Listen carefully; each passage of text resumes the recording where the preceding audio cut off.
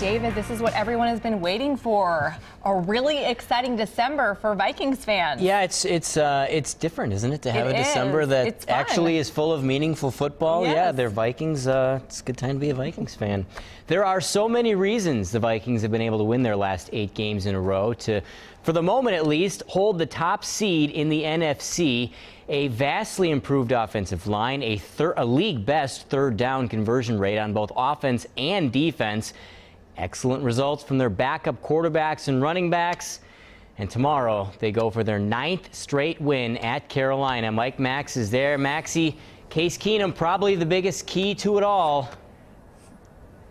Yeah, in a lot of respects, and it's funny because it's not exactly Cam Newton against Case Keenum, except that Case Keenum always finds a way to do his job and do just enough, recognize his piece in this puzzle, and that's been significant this year. And because of that so far, Case Keenum has played to rave reviews because, for the most part, he's done his part. He is the backup quarterback for sure, but he understands that. He's a veteran of this game.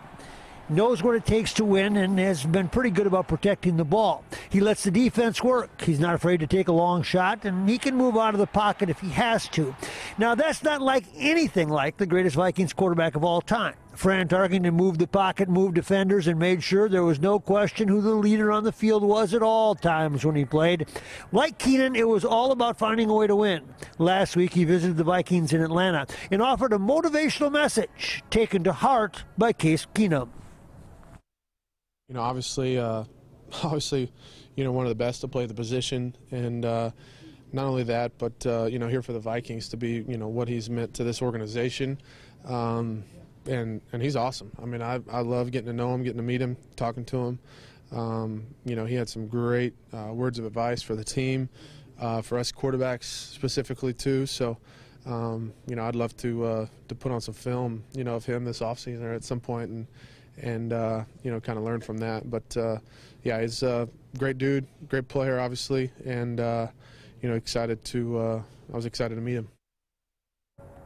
Yeah, he is a great dude, to be sure. And David, I'd say this, the Vikings practiced inside most of this week. It was easier, more comfortable. Maybe they should have been outside because it is cold here in Charlotte, and it's a humid, damp cold, and it should be as well tomorrow. Don't know how much that'll play into the game. Of course, we'll start it all off at 10:30 tomorrow morning with our pregame show, part of it live from right here in Charlotte. That's right. Thanks, Maxie. No need to change that channel when you wake up tomorrow morning. Join Maxie and Rosie for our Vikings pregame show here at 10:30 live.